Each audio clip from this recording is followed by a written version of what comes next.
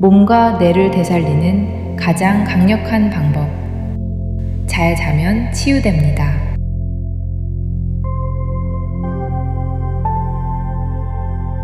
하루의 3분의 1, 우리는 잠을 잡니다. 90년을 산다면 무려 30년을 자는 셈이죠. 그렇게 오랜 시간을 자는 데 쓴다는 건 그만큼 잠이 우리 인생에 없어서는 안 될 보약이라는 뜻입니다. 그런데 안타깝게도 우리의 생활은 잠을 설치는 경우가 많이 생깁니다. 하루 이틀 이렇게 잠을 설치거나 수면 시간이 부족하다면 그 정도는 괜찮지 하고 넘어갈 수 있을까요? 아니요, 사실 괜찮지 않습니다. 수면은 단순한 휴식이 아니라 우리 몸과 뇌가 살아있기 위해 꼭 필요한 정비 시간이기 때문입니다. 마치 휴대폰이 충전되지 않으면 꺼지는 것처럼 우리 몸도 수면 충전이 끊기면 서서히 기능이 떨어지기 시작합니다. 이 충전 시간 동안, 즉 잠을 자는 동안 우리 몸에서는 놀라운 일들이 일어납니다. 낮 동안 손상된 세포가 복구되고 근육과 피부가 재생됩니다. 아이들에게는 성장 호르몬이 활발히 분비되어 키가 자라고 성인에게는 낡은 세포가 새 것으로 바뀌죠. 그래서 미인은 잠꾸러기라는 말은 과학적으로 사실입니다. 잠은 뇌에도 청소 시간을 줍니다. 뇌 속에는 하루 동안 쌓인 노폐물이 있는데요. 그 중엔 알츠하이머의 원인으로 알려진 베타 아밀로이드 단백질도 있습니다. 이 물질은 우리가 깨어있을 땐 쌓이지만 잠을 잘 때 뇌 척수액이 흐르며 말끔히 씻어냅니다. 하루의 잠이 곧 뇌의 노폐물을 청소하는 청소기인 셈이죠. 수면이 얼마나 중요한지는 잠을 안 잤을 때 바로 드러납니다. 과학자들이 쥐에게 잠을 재우지 않는 실험을 했습니다. 단 2주 만에 쥐는 종양이 생기고 체온이 떨어지며 먹이를 먹어도 몸이 마르고 결국 감염으로 죽었습니다. 사람도 마찬가지입니다. 미국의 한 고등학생이 263시간, 무려 11일 동안 잠을 자지 않는 실험을 했는데요. 단 3일째부터 환각이 보이고 7일째에는 말을 제대로 하지 못했습니다. 잠을 곧 생존의 조건입니다. 그렇다면 왜 이런 일이 일어날까요? 바로 뇌의 에너지 고갈 때문입니다. 우리 뇌는 몸무게의 2%밖에 안 되지만 하루 에너지의 20% 이상을 소비합니다.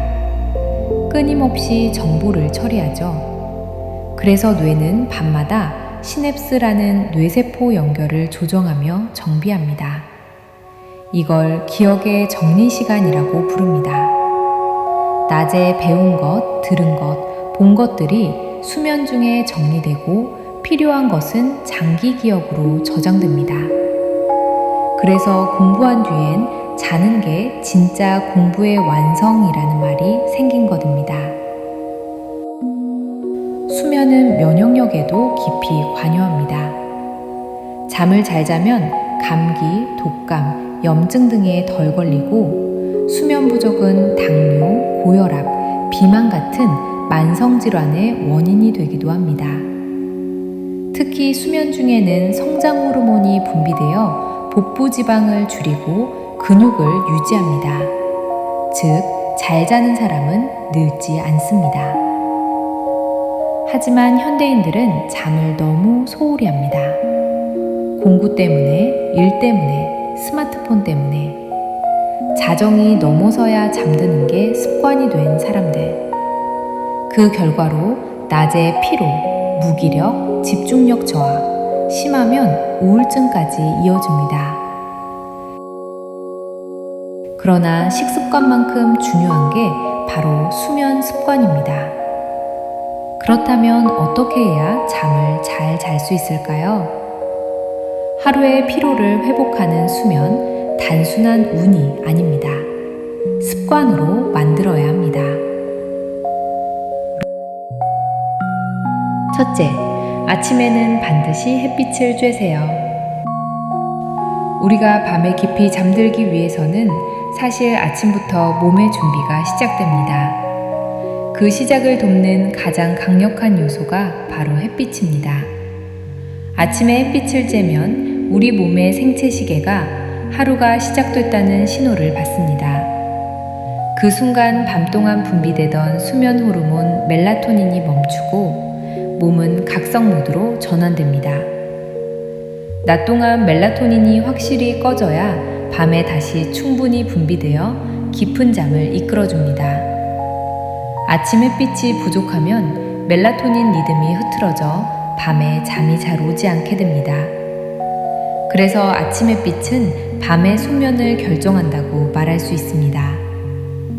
또한 햇빛은 기분과 행복감을 높이는 세로토닌을 증가시킵니다. 그리고 세로토닌은 밤이 되면 멜라토닌으로 변환되어 더욱 깊은 잠을 돕습니다. 햇빛은 스트레스를 낮추고 감정의 균형을 잡아주며 정신 건강에도 긍정적인 영향을 줍니다. 단순히 환해지고 기분이 좋아지는 것이 아니라 뇌가 수면 준비를 체계적으로 시작하는 과정입니다. 실내 조명은 태양광과 비교할 수 없을 정도로 약하기 때문에 대체되지 않습니다. 그러므로 기상 후 1시간 이내 10도 20분 정도 햇빛을 받는 것이 가장 좋습니다. 창가에 잠시 앉아 있는 것도 괜찮고 가벼운 산책을 하면 더 효과적입니다. 흐린 날에도 햇빛의 효과는 충분합니다. 아침 햇빛으로 생체 리듬이 맞춰진 사람은 밤에 더 빨리 잠들고 더 깊이 잠듭니다. 결국 하루의 수면은 밤이 아니라 아침부터 시작된다고 할 수 있습니다. 둘째, 침대에서는 오직 잠만 자세요. 침대에서 보는 핸드폰, TV, 일, 공부, 이런 행동은 수면 리듬을 망칩니다. 핸드폰을 보거나 TV를 보는 순간 뇌는 아직 깨어 있어야 한다고 받아들입니다. 특히 화면에서 나오는 푸른빛, 블루라이트는 수면 호르몬 멜라토닌 분비를 강하게 억제합니다.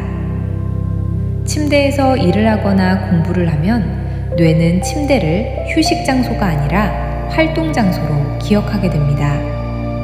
이렇게 침대가 휴식의 공간이 아니라 각성의 공간으로 인식되면 누워도 몸이 자동으로 깨어있게 됩니다.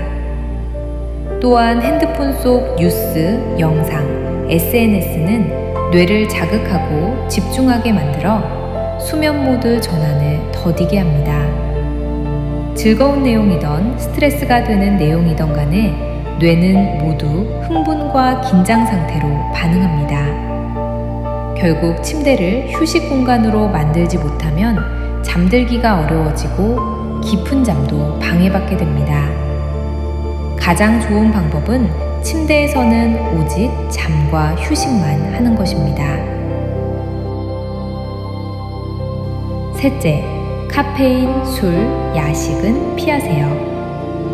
잠을 잘 자기 위해 가장 중요한 것 중 하나는 잠들기 전 몸을 최대한 편안한 상태로 만드는 것입니다.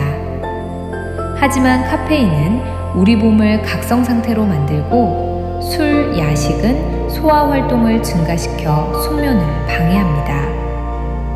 카페인은 뇌가 피곤하다고 느끼게 만드는 아데노신이라는 신호를 차단해 졸림을 억제하는 작용을 합니다. 그래서 저녁에 커피나 에너지 음료를 마시면 몸은 피곤해도 잠이 쉽게 오지 않습니다. 그러므로 커피나 카페인 음료는 오후 2시 이후엔 금지하셔야 합니다.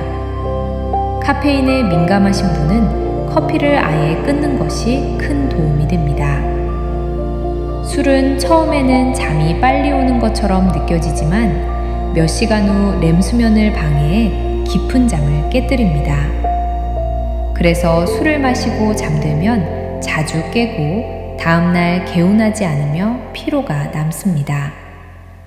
야식 또한 위와 장의 소화 활동을 활성화해 몸을 쉬지 못하게 만들고 체온을 높여 멜라토닌 분비를 저해합니다.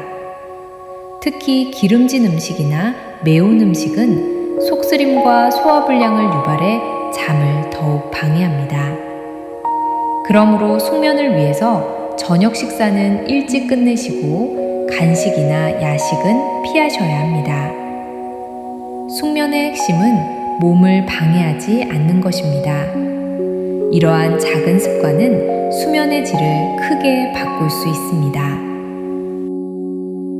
넷째, 방은 어둡고 조용하게 하세요. 우리 몸은 빛과 소리에 매우 민감해서 작은 자극만으로도 잠에서 깨어날 수 있습니다. 방이 어두우면 멜라토닌 분비가 활성화되어 몸이 자연스럽게 수면 모드로 전환됩니다. 반대로 작은 불빛이라도 남아있으면 뇌는 낮과 밤을 제대로 구분하지 못해 깊은 잠에 들기 어려워집니다. 소음 역시 문제입니다. 아주 약한 소리라도 뇌는 계속 듣고 있으며 이를 외부 위험 신호로 판단해 긴장을 유지합니다. 그래서 소음이 있는 환경에서는 잠이 들더라도 깊은 수면에 도달하지 못하고 자주 깨기 쉽습니다. 방을 어둡고 조용하게 만드는 것만으로도 몸은 안전하다고 느끼고 완전히 이완되며 깊고 안정된 수면이 시작됩니다. 다섯째, 규칙적인 운동을 하세요. 운동은 숙면에 도움이 되는 아주 좋은 습관이지만 운동을 하는 시간이 매우 중요합니다. 운동을 하면 심박수와 혈압이 올라가고 몸의 체온이 상승하면서 신경계가 각성 상태로 전환됩니다. 문제는 이 각성 상태가 잠들기 직전까지 이어지면 몸이 쉬려고 해도 뇌는 아직 활동해야 한다고 판단한다는 점입니다.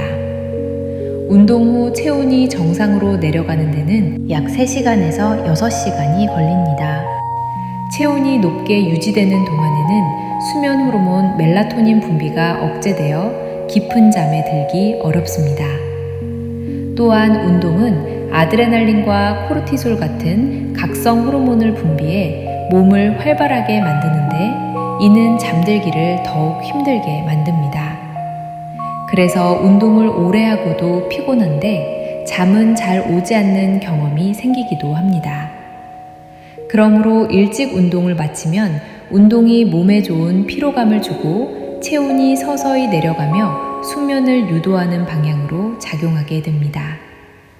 결국 운동은 언제 하느냐가 핵심이고 잠들기 약 6시간 이전에는 운동을 마무리한다면 최고의 수면 효과를 얻을 수 있습니다. 몸과 뇌가 완전히 이완된 상태에서 잠드는 것이 깊고 질 높은 숙면의 비결입니다. 여섯째, 잠이 오지 않으면 억지로 누워있지 마세요. 우리는 잠자리에 누워 오래 깨어 있을수록 뇌는 침대를 잠의 공간이 아니라 깨어있는 공간으로 학습하게 됩니다. 그래서 억지로 누워 계속 뒤척이면 다음 날에도 잠자리에 들 때 뇌가 자동으로 각성 상태를 만들기 쉽습니다. 10분 넘게 잠이 오지 않을 때는 잠시 일어나 소파나 의자 또는 바닥에 편히 기대 앉아서 조용히 책을 읽거나 음악을 들으면 뇌는 다시 긴장을 풀고 안정 모드로 전환됩니다. 이때 중요한 것은 자극적인 활동이나 밝은 빛을 피하고 몸과 마음이 느슨해지는 조용한 시간을 보내는 것입니다. 이렇게 하면 뇌가 다시 침대는 잠드는 곳이라는 연관성을 회복하게 되어 다시 누웠을 때 잠들기가 훨씬 쉬워집니다. 잠을 잘 자는 것도 결국 습관과 조건 형성의 문제입니다. 억지로 버티지 않고 몸의 리듬을 존중할수록 깊고 편안한 수면에 더 빨리 도달할 수 있습니다. 일곱째, 자기 전에 뜨거운 물로 샤워하는 것도 숙면에 방해가 됩니다. 뜨거운 물로 씻고 싶다면 일찍 씻으시고 자기 전에는 샤워나 반신욕으로 체온에 큰 변화가 생기지 않게 해주세요. 잠에 들기 위해서는 몸의 신부 체온이 자연스럽게 떨어지는 과정이 필요한데 뜨거운 물로 샤워를 하면 체온이 오르면서 몸이 각성 상태로 전환됩니다. 체온이 높은 상태에서는 수면 호르몬 멜라토닌이 잘 분비되지 않아 잠이 쉽게 오지 않고 깊은 잠에 들어가기도 어렵습니다. 만약 뜨거운 물로 씻고 싶다면 잠들기 이틀 3시간 이전에 미리 씻고 자기 전에는 체온 변화를 크게 일으키지 않는 온도로 가볍게 샤워하거나 반신욕을 하는 것이 좋습니다. 몸이 자연스럽게 식어가는 과정을 허용할 때 가장 깊고 편안한 잠이 찾아옵니다. 여덟째, 침실의 너무 뜨거운 온도는 숙면에 방해가 됩니다. 숙면을 위해 가장 중요한 것 중 하나는 침실의 온도입니다. 보일러나 온수매트를 땀이 날 정도로 뜨겁게 틀어놓고 잠을 자면 몸이 각성 상태를 유지하며 깊은 잠에 들어가기 어렵습니다. 잠에 들기 위해서는 몸의 신부 체온이 자연스럽게 떨어져야 하는데 실내 온도가 너무 높으면 체온이 내려가지 않아 잠들기까지 시간이 오래 걸립니다. 반대로 온도가 너무 낮으면 몸이 스스로 열을 만들기 위해 깨어나기 때문에 역시 숙면을 방해합니다. 그래서 가장 좋은 수면 환경은 이불을 덮지 않았을 때는 살짝 서늘하지만 이불을 덮으면 포근함을 느끼는 정도의 온도입니다. 이불을 덮고 있는 상태에서 따뜻하다거나 후끈후끈하다고 느껴진다면 자는 동안 더워서 중간에 깰 가능성이 높습니다. 또한 지나치게 두껍고 무거운 이불보다는 통기성이 좋고 몸을 편안하게 감싸주는 이불이 숙면에 더 도움이 됩니다.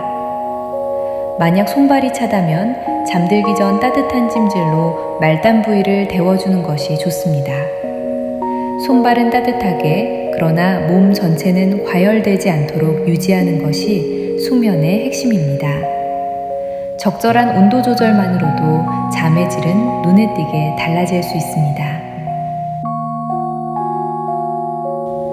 하루의 끝에 세상을 쉬게 하고 몸과 마음을 정비해주는 잠. 잠은 우리가 매일 밤 만나는 가장 훌륭한 의사이자 최고의 보약입니다. 잠을 잘 자기 위한 노력은 아무리 해도 지나침이 없습니다. 매일매일 좋은 습관을 만들어 매일매일 잠을 통해 몸과 마음을 조용히 충전해 보세요. 잘 자는 것이 잘 사는 것입니다. 당신의 인생에도 평화로운 밤이 깃들길 바랍니다. 오늘 밤 당신의 숙면을 응원합니다.